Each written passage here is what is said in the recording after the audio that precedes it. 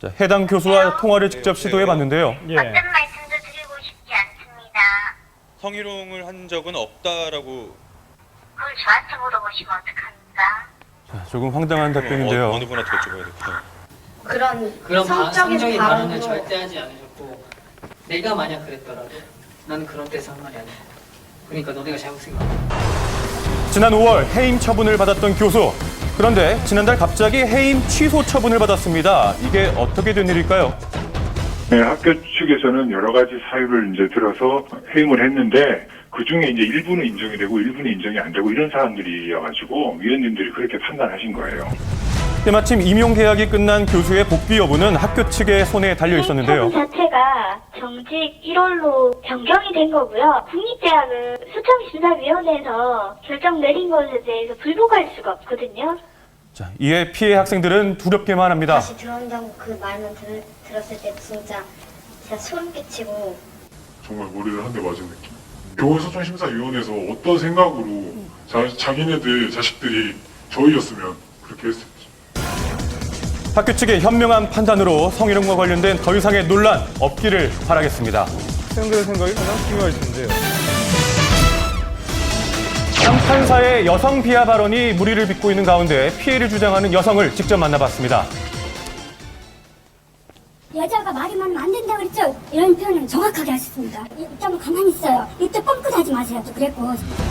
박 씨는 지난달 민사소송을 벌이던 중에 잘못된 사실에 대해 반론을 하려다 이런 말을 들었다고 합니다. 수치심을 너무 느꼈습니다. 이런 말씀을 판사님한테 듣는다는 게 저는 이해를 못했습니다. 이번 일에 이목이 더 집중되는 이유, 해당 판사가 지난해에도 비하 발언으로 무리를 빚었기 때문인데요. 40대 판사가 증인으로 출석한 66살 여성에게 늙으면 죽어야지 이런 말을 했습니다. 이번 일에 대한 해당 판사 측의 입장은 남편분도 계신데 여자분이 왜 이렇게 말씀이 많으세요라고 말했고 여자분은 박 씨 개인을 지칭한 것이라고 했답니다.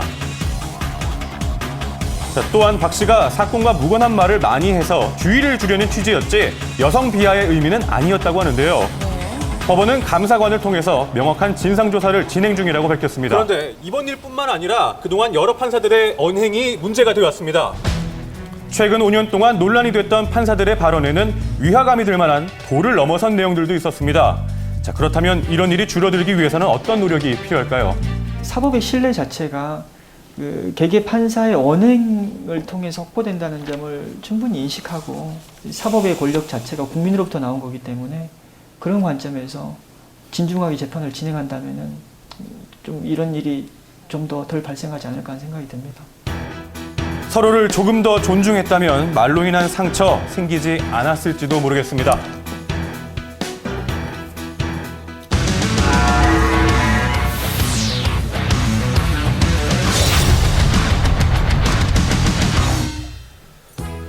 네, 경찰청에 따르면 올해 교통사고 사망자 수가 증가했다고 합니다.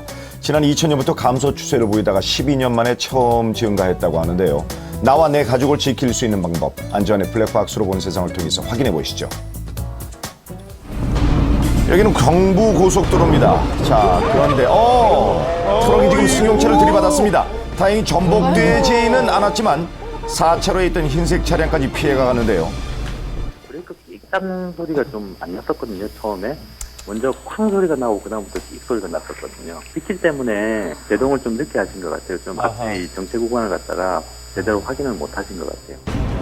고속도로에서 차량들의 속도가 갑자기 줄어들 경우 앞을 주시하지 않으면 제때 멈춰서기가 어렵습니다. 항상 집중해 주십시오. 강원도 강릉입니다. 제보자는 가족과 함께였는데요.